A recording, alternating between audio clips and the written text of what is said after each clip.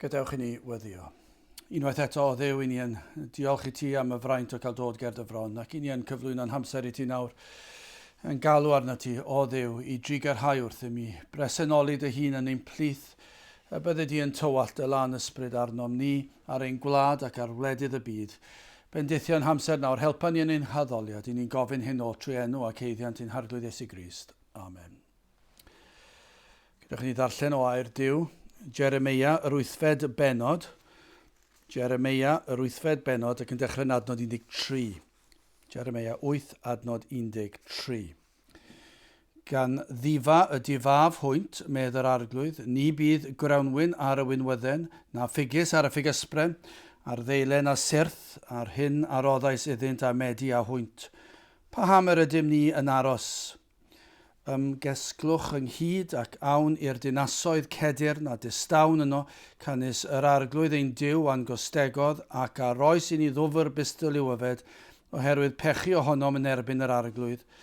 Disgwyl yr oeddem am heddwch eto ni ddaeth daioni, am amser meddyginiaeth ac weled ddychryn o dan y clywir ffroeniaid ei feirch ef, gan lais gwereraid, ei gedir nef y crynodd yr holl ddeiar, cynnes hwy a ddeithant ac a fwytasant y tir ac oll a oedd ynddo, y ddinas a'r rhai sydd yn trigo ynddi. Cynnes wele mi a ddanfonaf serf, a sbiaid i'ch misg, y rhai nid oes swyn rhagddynt, a hwy a'ch brathant chwi, medd yr arglwydd, pan ymgysurwn yn erbyn gofid fy nghalon sydd yn gofidio ynof, wele lais gwaedd merch fy mhobol o blegyd yr rhai o wlad bell, onid ydyw yr arglwydd yn Seion, onid yw ei brenin hi ynddi, pa ham ymdigiasant a'i delwau cerfiedig ag oferedd dieithr.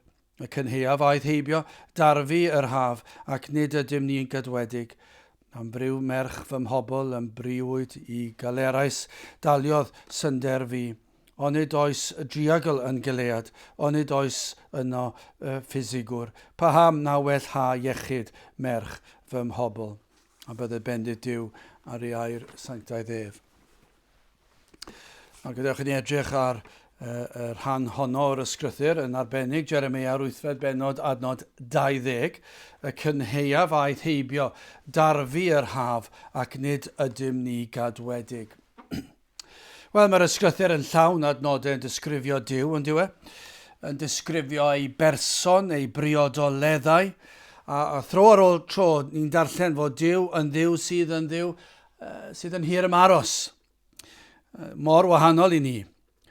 Os oes rhai ohonom ni yn amyneddgar, yna mae'r ymynedd hynny ar y gorau yn weddol fyr. Hynny yw, mae yna derfyn un hamynedd ni. Wrth gwrs, mae yna bersonolaethau yn does rhai yn fwy amyneddgar nag eraill. Ond hyd yn oed y fwyaf o rhai amyneddgar, mae yna derfyn. Mae e'n fyr ar y gorau. Colli amynedd yw'r norm. Ni'n barod efallai rhoi un cyfle, a hynny o fewn y cyfyngiadau diri siwr o fod. Os I ni'n dweud, wel, dwi'n fodlon edrych heibio'r achos yma nawr. Ond, a mae yna sawl ond yn does yna, rhyw gyfyngiadau diri i'w cael. Ond yna falle bod ni'n cael llon bol ac yn cael digon am yr ymynedd yn diflannu ac I ni'n colli tymer efallai. Ond nid felly Duw. Mae Duw yn llawn amynedd, llawn trigaredd, llawn cariad tuag at y rhai sydd yn anheiddiannol. Ond nid yna yw gras Duw. Ei ffafr tuag at rai sydd wedi hen fforffedu unrhyw hawl, unrhyw obaith. Does dim disgwyl onom ni, lle gallwn ni ddweud I ni'n heiddi, ni'n disgwyl cael bendydd a trigaredd a chariad. I ni wedi hen fforffedu hynny. Ond dyma beth ni'n gweld yn y benod hon. Dyma a welwn ni yn ein bywydau ni. Dyna welwn ni yn ein cymdeithas ni heddi. Nad oes dim un ohono ni'n heiddi unrhyw beth. Yn sicr, dydyn ni ddim yn heiddi trigaredd Duw. Wrth edrych ar hanes y byd, hanes ein gwlad ni, os ni'n dod o fy nôl i'n gwlad fach ni, a meddwl am yr holl fendithio mae'n gwlad ni wedi brofi, ac yn edrych sut i ni wedi delio â Duw dros y blynyddoedd hynny. Y cyfle cyntaf ar ôl y diwygiadau, ar ôl degawd efallai, i ni dechrau gweld effaith y diwygiadau yn pylu ac yn gweld awydd pechadurus dyn. A'r eglwys hefyd yn dweud, wel, mae'r diwygiad wedi hen fynd, mae rhaid i ni newid, mae rhaid i ni foderneidio ac yn y blaen, ac wedi troi cefn ar Dduw. Ac yna degawd arall, ac yna canrif yn mynd heibio. Dydyn ni ddim yn heiddi trigaredd Duw nagyn, o feddwl ei holl fendithion tuag ato ni, ac eto sut i ni wedi ymdrin ag e. Gai ofyn cyn mynd ymhellach, cwestiwn personol i rywun efallai sydd yn gwrando. Sawl gwaith ydych chi wedi troi cefn ar Dduw yn bersonol? Chi sydd heb bwyso ar yr Iesu fel eich gwaredwr. Chi sydd heb dderbyn yr hodd o ffydd.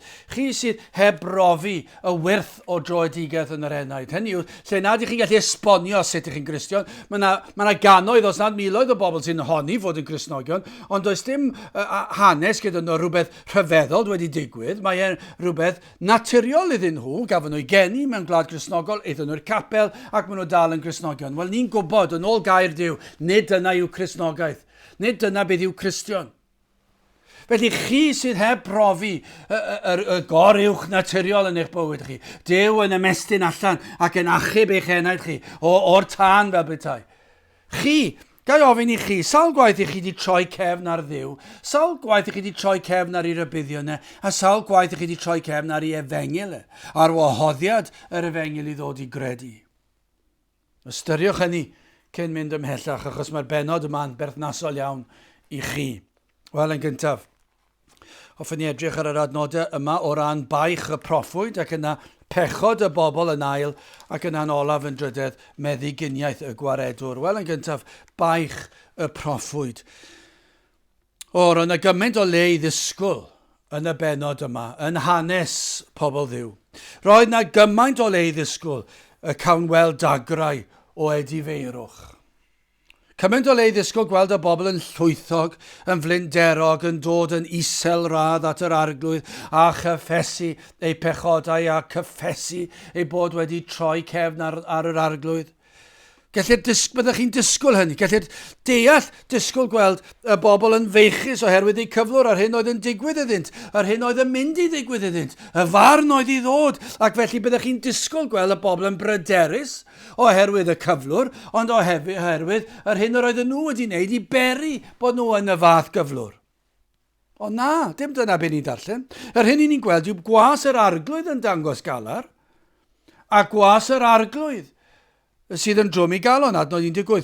Pan ymgysurwn yn erbyn gofid fy nghalon sydd yn gofidio ynof. Roedd Jeremeia yn ddyn diwiol yn doedd. Allech chi ddadle ar un llaw, gallech chi ddweud, nid fe ddylse fod yn galaru, nid fe ddylse fod â gofid a baich yn pwyso lawr ar ei enaid, oherwydd ei bechod, wrth gwrs, yr oedd yn bechadur, ond yr oedd e wedi profi gras Duw yn ei fywyd, yr oedd yn was i'r arglwydd. Ac felly, i ni'n gweld fan hyn, mae e'n galaru oherwydd y pechod mae'n ei weld o'i gwmpas e. Mae e'n wylo. Fe sydd yn feichus am y sefyllfa. Na wnaeth e'r drwg, i ni'n sôn amdano fan hyn, nid fe oedd yn eog o eilyn y ddoliad, yr oedd e'n ffyddlon i'w Dduw. A cymerodd e gysur yng ngair Duw, ac addewidion. Y cysur a gafodd e oedd i droi at air Duw, at yr hyn o'r oedd Duw wedi addo. Gwybi Jeremeia bod Duw yn Dduw sydd yn dangos ei fod yn hir ymaros. Ac hefyd dealla am gyfiawnder Duw. Yr oedd yn deall hefyd yr oedd Duw yn Dduw trigarog, ond hefyd yn deall bod Duw yn Dduw cyfiawn. Ac ni ellir chwarae gyda trigaredd Duw. Ac felly mae Jeremeia yn galaru am yr hyn oedd o flaen y bobl, am ei bobl Yr oedd yn caru ei bobl, ac yr oedd yn hwylo am y farn, yr anfon o Duw, am ei gwrthryfel tuag ato. Tra roedd llygaid y bobl yn llawn hyder, a balchder, a chwant, roedd llygaid y proffwyd yn llawn dagre. Roedd yn clywed eu cwyno nhw, eu gryddfannau, gwel hwy fel ei ferch ei hun. Roedd ganddo faich am y bobl. Adnod 19, wele lais gwaedd merch fy mhobl, o blegyd yr rhai o wlad bell. Onid ydyw yr arglwydd yn seion, onid yw ei brenin hi ynddi. Ac eto ni'n gweld baich Jeremeia, tuag at ei bobl, adnod 21, am fryw merch fy mhobl yn briwwyd i, galerais daliodd synder fi. Dyna chi faich. Dyna chi galar oedd ganddo dros gyflwr y bobl, dros ei pechod, dros y farn oedd i ddod hefyd. Doedd e ddim eisiau gweld hynny, ond roedd e'n gwybod bod Duw yn gyfiawn. Doedd e ddim yn mynd i newid hynny, doedd e ddim yn mynd i ddadlau gyda Duw. Pledio dros dyn di, ond roedd e'n pledio gyda'r bobl, ond doedd nhw ddim yn gwrando. Gai ofyn, sawl un o weision yr arglwydd sydd wedi profi adegau fel hyn yn ystod y dyddiau yma? O blith hynny yw gweision ffyddlon yr arglwydd, y rhai sydd wedi deall yr efengyl, y rhai sydd yn ffyddlon i'r efengyl. Nid y rhai sydd wedi newid yr efengyl nawr. Nid y rhai sydd yn gweiddi heddwch, pan nad oes heddwch, dydyn ni ddim yn ei cyfri nhw fel gweision yr arglwydd. A maen nhw'n gau athrawion.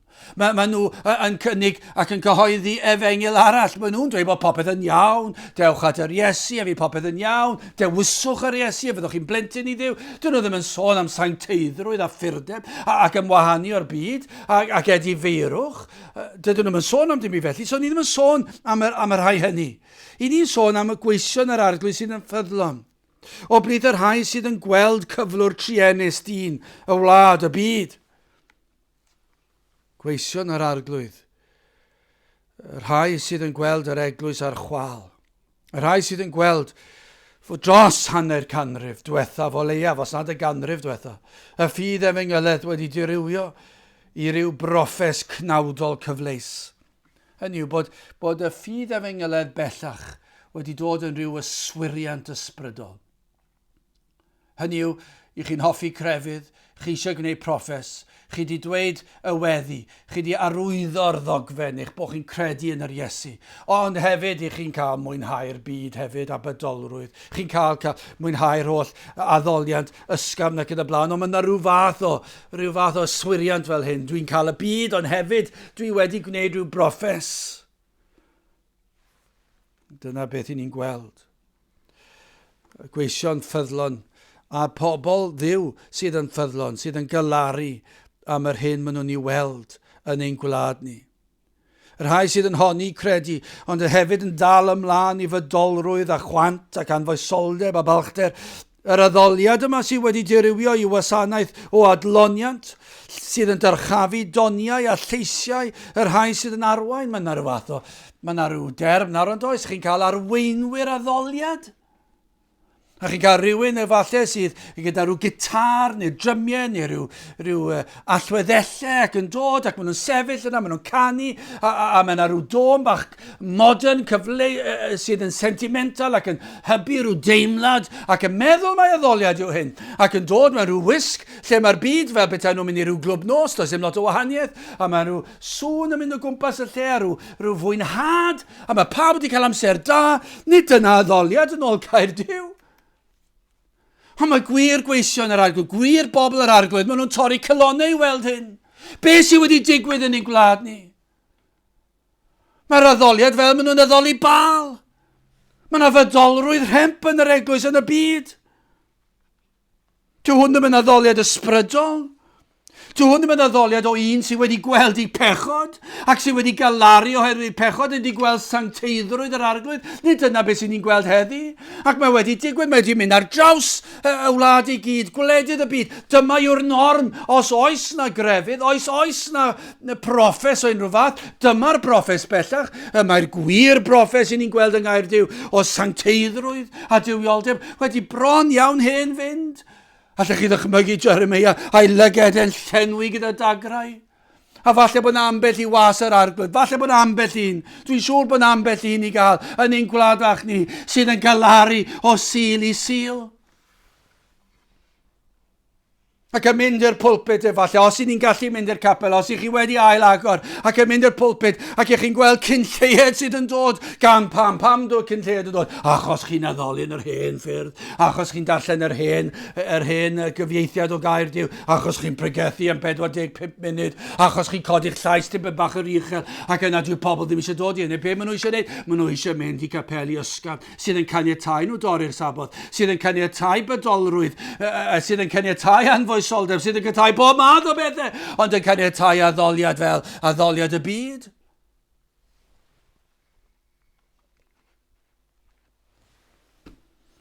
Mae gweision ar arglwydd, a'i llyged yn llawn dagrau, a'r baich yn drom, o weld yr eglwys wedi hen droi cefn ar y gwir efengil.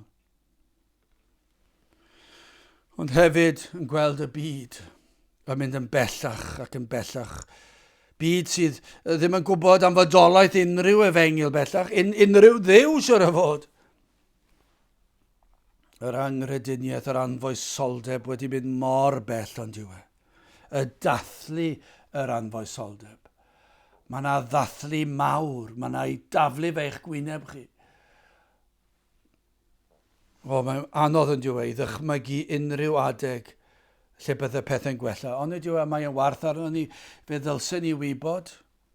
I ni yn credu yn sofraniaeth Duw, yn nerth yr holl alluog, ac i ni yn credu y gall yr arglwydd dweud y gair a fe allai newid. Os yw'r arglwydd fedru creu byd o ddim byd a dweud y gair bydded goleuni ac fe ddath goleuni, os yw'n gallu creu dyn, os yw'n gallu gwneud y pethau yma, yna ni'n credu y gallai traws newid i'n gwlad fach ni a gwledydd y byd. A dim ond dweud y gair sy'n rhaid iddo fe, ond mae'n rhaid i ni gyfaddo hefyd. Mae'n anodd dychmygu yn yr oes yma'n diw e.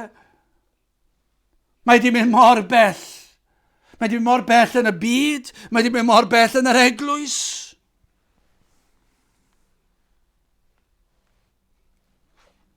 Ac ni'n gweld fan hyn fel Jeremeia, i Dduw fod yn llwyr deg. Byddech chi'n gallu dweud, mi fydda Duw yn iawn ac yn deg i droi cefn yn llwyr ac i ddod â barn. A byddwn ni'n gallu dweud na mi'n gwlad ni. Ond mi fydda'r llyged yn llenwi gyda dagrau. Wrth i ni weld cyflwr y wlad, cyflwr y byd a cyflwr yr eglwys, cyflwr yr efengil. Prin yw'r llefydd sydd yn pregethu'r efengil yn ffyddlon a goblygiadau'r efengil. Ac os nad yw'r goblygiadau'r efengil yna allwch chi fentro un peth yw'r efengil ddim yn cael ei fregethu'n iawn felly. Nid yr efengil y Beibl yw e, mae sancteiddrwydd ac edifeirwch a ffydd. Maen nhw llaw yn llaw, maen nhw'n wahaniad o'r byd, mae'r addoliad, mewn ysbryd a gwirionedd, mewn parchedig ofn, mae'r rhain i gyd yn dod ynghyd, allwch chi ddim gwahanu nhw o'i gilydd. Jeremeia 9:1. O na bai fy mhen yn ddyfroedd am llygaid yn ffynon o ddagrau, fel yr wylwn ddydd a nos am laddedigion merch fy mhobol. O'r baich oedd ganddo. Ond nid yw'r sefyllfa ni yn ddiheddu mor driennus. Pa byna cyfeiriad yr edrychwn i ni'n gweld tywyllwch anghrediniaeth, codi dwrn at Duw. Mae bron iawn, ni'n gwybod bod y byd yn codi dwrn at Duw, ond mae bron iawn fel byddai byd efengyloedd yn codi dwrn at Duw ac yn dweud, ni ddim eisiau mynd gyda nhw, ni ddim eisiau sefyll gyda nhw, mae nhw'n llym, mae nhw'n pregethu fel byddai'n rhoi row i ni. Dyna beth dwi wedi clywed sawl gwaith, i chi fel byddai'n rhoi row i ni, achos bod ni'n codi llais, achos bod ni'n pledio dy chi. Mae'r feirniadaeth yn rhemp. Lle chi ddychmygu Jeremeia yn gweld i bobl ac yn tristau ac ar faich yn dweud, na fyddwch chi'n dod nôl, na fyddwch chi'n edif ar y hau, na fyddwch chi'n addoli Duw mewn ysbryd a gwirionedd, na fyddwch chi'n dod a'i wasanaethu fe. Ond yna'r galar o weld i caledwch. Wel, gadewch i ni symud ymlaen. Dyma'r caledwch, pechod y bobl yn ail. Adnod 19. Wele lais gwaedd merch fy mhobol, o blegyd yr hau o wlad bell.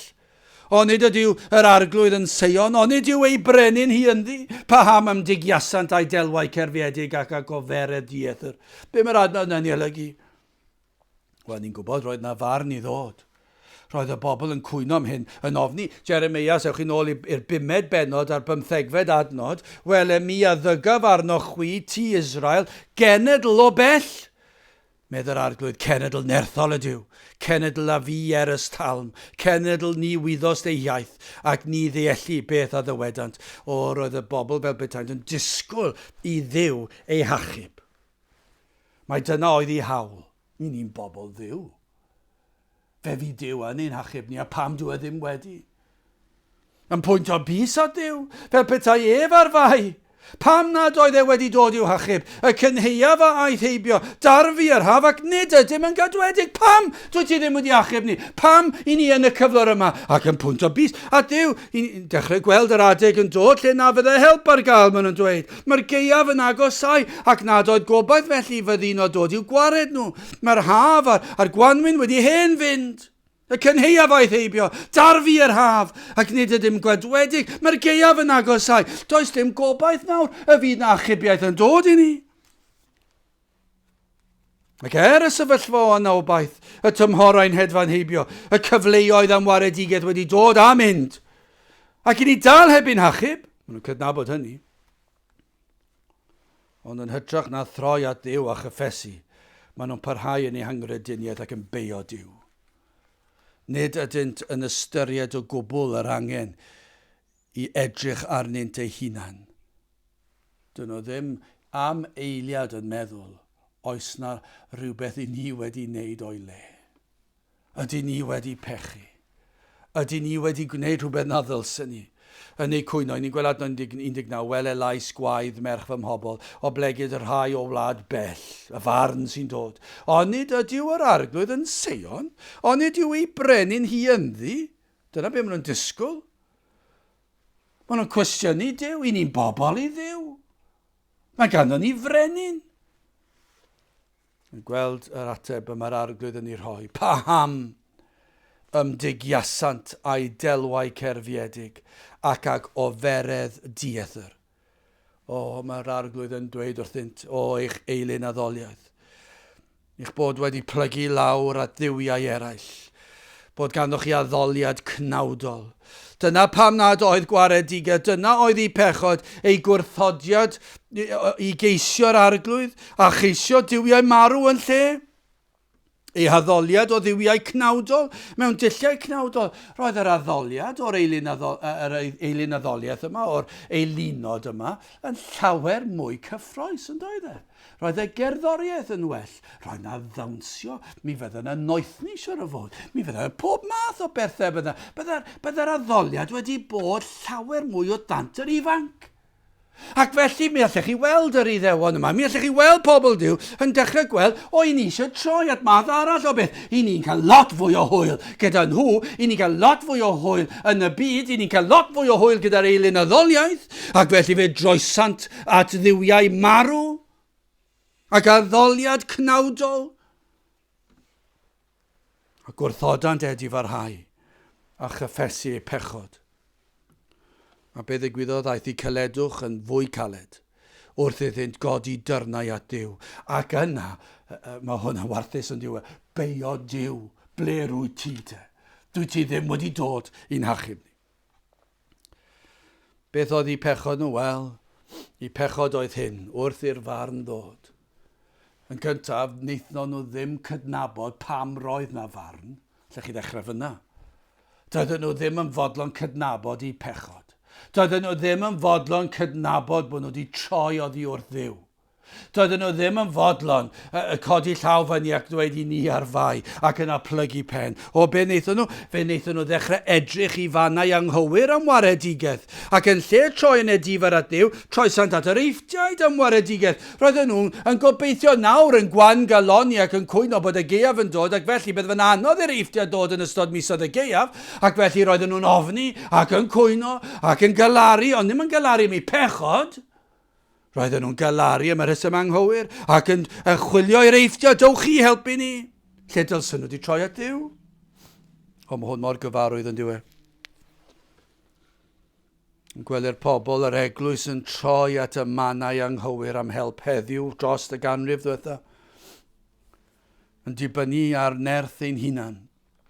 seremonianid yw pobl crefyddol wedi gwneud hyn, dibynnu ar seremoniau crefyddol, gweddiau i ni yng Nghymru, yn arbenigwyr arno fe, dydyn ni yn gallu cyfansoddi gweddiau cynganeddol hyd yn oed, ac mae'n mor soniarus ar y glist i glywed y gweddiau yma sydd wedi cael ei ysgrifennu ac yn ar emynau modern, i ni mor dda yn dydyn ni fel cenedl, i ni'n gallu barddoni yn dydyn ni, wel ddim yn bersonol, ond fel cenedl i ni'n gallu barddoni.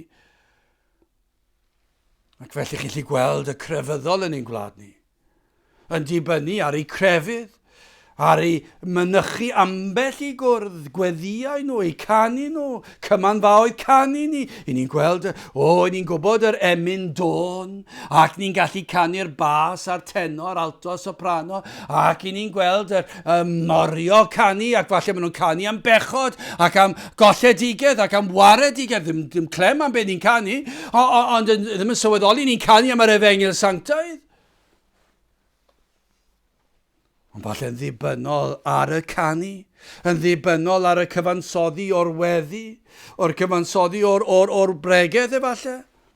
A beth sydd wedi digwydd? Maen nhw wedi troi, mae'r Efengyl wedi troi nhw weithred y cnawd, gweithred allanol.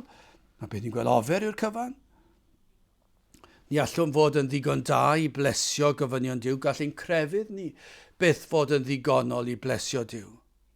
Ond dyma na bobl Dduw, troesant am obaid mewn mannau nad oedd gobaith. Dyna oedd Jeremeia ni weld. Roedden nhw'n edrych tuag at yr eithtiaid. Roedden nhw'n ddibynnol ar y ffordd mae pobl Dduw oedden nhw. Roedden nhw'n meddwl gan mae pobl Dduw, ydyn ni gan bod ganddo ni Dduw yn frenin arno ni. Ble rwyt ti?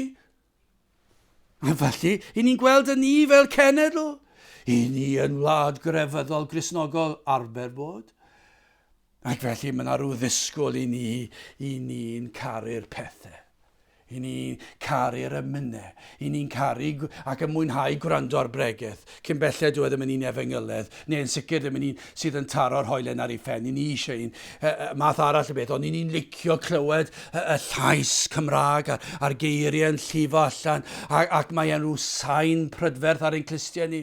Ac os yw yn caniatáu, ni cael addoliad ysgam, llawn bydolrwydd, un y gorau gyd, ac yn caniatáu ni torri sabath o dro i dro, gorau gyd. Os ni'n gallu gwneud ambell i beth, falle dim diffinio fe fel pechod, a gwrando ar ambell i beth, a gwneud ambell i beth, does dim ots. Mae Duw wedi dweud wrthym yr hyn dylsem ei wneud. A fe ddywedodd Duw wrth bobl Israel yr hyn dylsyn nhw fod i wneud. Ond tro ar ôl tro, yr oedd dyn yn dyfeisio i ffyrdd ei hunan. Yr oedd yr Iddewon yn meddwl oherwydd ei cefndir a pwy oeddynt a byddant yn cael eich beth. Ond nid ydym ni fel Cymru'n euog o hyn, i ni mor falch o'n traddodiadau. Ond wedi anghofio'r hyn yw'r Efengyl, i ni wedi troi ar Efengyl. I fel cenedl, gellir bron iawn dweud, fel cenedl mae yna gasineb at yr Efengyl Sanctaidd. O'r rhai digred a digrefydd. Does dim clem ganddyn nhw o'r Efengyl Sanctaidd bellach. Dwi'n ddim yn gwybod. Mae yna bobl wedi cael ei magu ac wedi tyfu fyny ac nawr yn hun yn ei hoedran sydd erioed wedi dod ar draws unrhyw ddylanwad o'r Efengyl. Ond o blith yr rhai sydd ar ryw elfen o Gristnogaeth, does dim llawer o glem am yr Efengyl Sanctaidd. Ac o blith yr rhai sydd yn honni eu bod nhw'n credu yr Efengyl. I ni'n gweld mor bell o'r hyn sydd yn yr ysgrythyr. I ni wedi anghofio beth yw'r Efengyl Sanctaidd. I ni wedi anghofio sut un ydyw Duw. I ni wedi creu fel cenedl crefydd ein hunan. Tra fod dyn yn parhau i fwynhau ei bechod, yn mynnu parhau, nid yw Duw yn mynd i faddau. Lle nid oes edifeirwch, nid oes achubiaeth, nid oes maddeuant. Lle mae dyn yn mynnu cario ymlaen yn y llwybr o chwant a bydolrwydd a balchder a'r hunan a chrefydd sydd yn siwtio yr holl bethau hynny. Nid oes achubiaeth, nid oes dim maddeuant, rhaid cael edifeirwch. Chi sydd yn dod o dan cliw yr Efengyl ac yn cwyno nad oes heddwch ganddoch, Peidiwch â chwyno a beio Duw pan ydych yn parhau yn eich bydreddi. Chi'n meddwl, mae yna rhai sydd wedi dweud, dwi ddim yn mwynhau sicrwydd cadwedigaeth. Ac yna, maen nhw'n codi fyny ar ôl y bregeth, ac maen nhw'n cario ymlaen yn eu bydolrwydd nhw, yn gwylio, yn gwrando ar bethau, yn gwneud pethau, torri sabodd, esgeluso cyfarfodydd, y tir arglwydd, ac yn mwynhau cwmnïaeth y byd a'i bethau, ac yn mwynhau sgwrs, na ddylsyn nhw fwynhau, ac yna maen nhw'n cwyno. Yn union fel yr Iddewon fan hyn. Mae mor druenus ond yw e. Yr ugeinfed andod, gwrandewch ar hwn, y cynheuaf, ydych chi'n dweud hyn, y cynheuaf aeth heibio, darfu yr haf, ac nid ydym gadwedig. Yr oedd hwn yn bryderus i'r Iddewon fan hyn.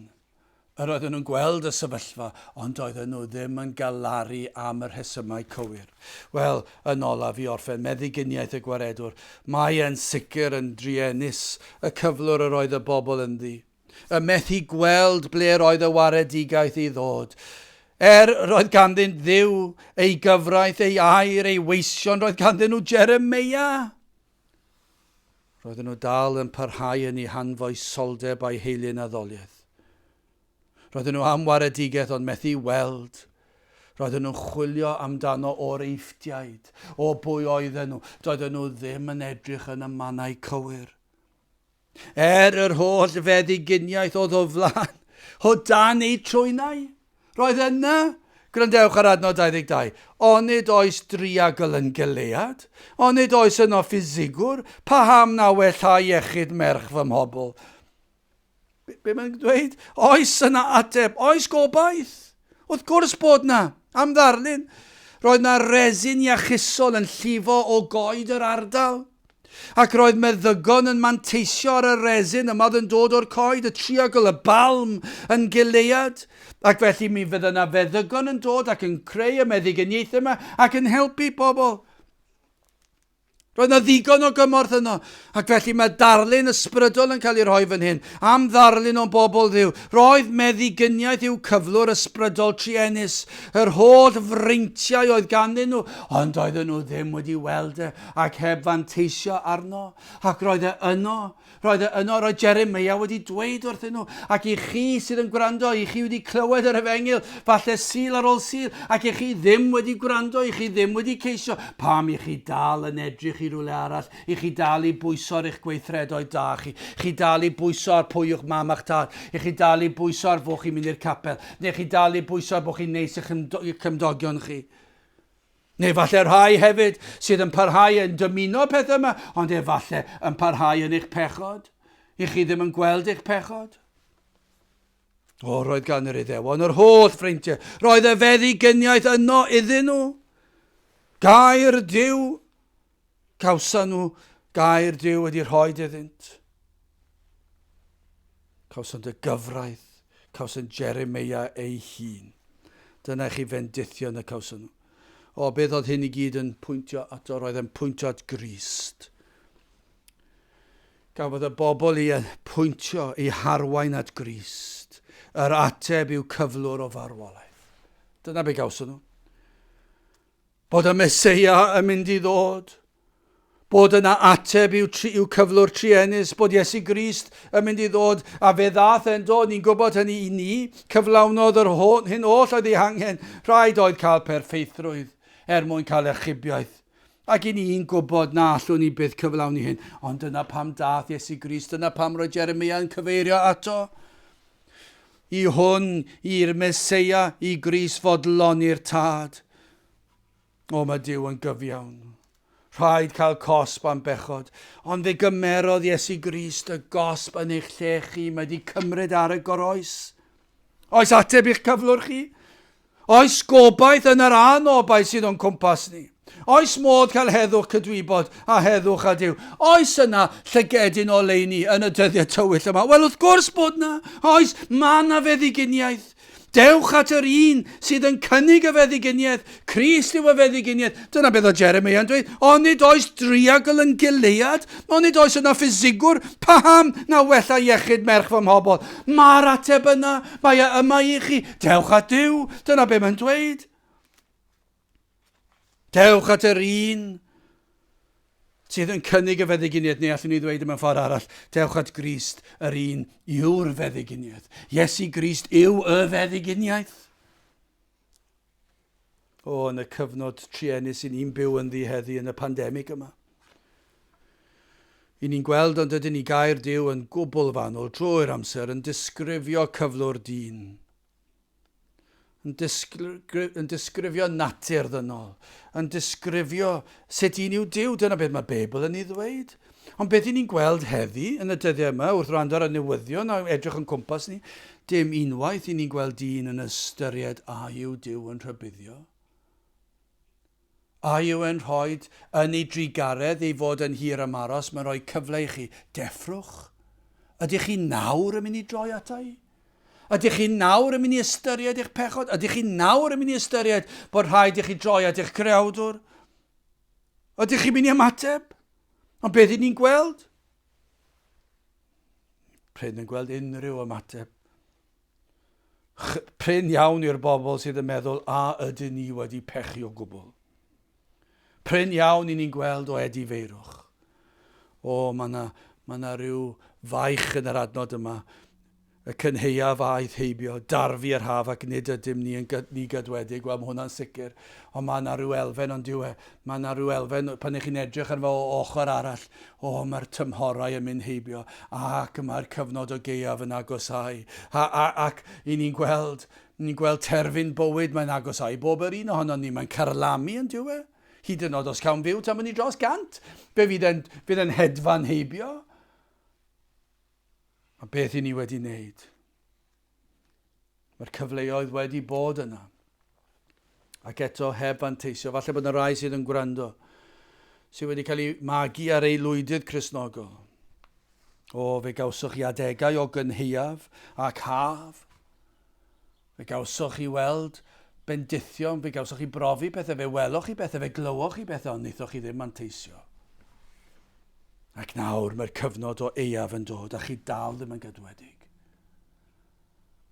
Chi ddim wedi troi at Grist. Ac efallai bod chi dal i edrych i fannau eraill am achubiaeth, ond dyw e ddim na. Yr ateb yw dewch at Grist. Tra i fod yn agos, pwyswch arno, credwch yno, dewch at droed y groes. Ac os ych chi'n cael hwn yn eich chael yn anodd, galwch ar yr arglwydd, helpa fi yn dy drigaredd, helpa fi i ddod at droed y groes. Yn llwythog, yn flinderog, yn eog, yn frwnt, ond dod yn waglaw. Peidiwch a dod a trio perswadio am eich daioni chi. Peidiwch a trio dweud eich bod chi wedi bod yn mynd i Nghapel. Peidiwch a trio dweud eich bod chi wedi cael eich magu ar eilwyd Gristnogol. Peidiwch a dod a ryw ddadleuon o'ch plaid chi. Does dim un yn mynd i ddal dŵr. Dewch yn waglaw, dewch a droed y groes, a chyffeswch eich pechod. Chyffeswch bod chi wedi bod yn addoli eilunod, bod chi wedi bod yn addoli eich hunan a phethau'r byd, ac edif ar hewch. A chredwch, a chi'n gwybod beth, wrth ddod. Fe fydd yr arglwydd yn trigyrhau, mae wedi addo na fydd yn troi yr un enaid i ffwrdd sydd yn dod ato, felly, yn edifar, a fe fydd yn rhoi rhodd o ffydd i chi. Fe fydd yn eich galluogi ymddiried eich enaid ynddo ef hyd tra gwyddordeb. Fydd yn golchi pob staen i ffwrdd, ac yn maddau pob camwedd. Cymerwch yr hybydd, y cynheuaf aeth heibio. Darfu yr haf, ac nid ydym ni gadwedig. Gadewch i ni weddio. A nawr bydde di ras ein harglwydd Iesu Grist, a chariad Duw, a chymdeithas yr ysbryd glân, fod gyda chwi oll hyd byth. Amen.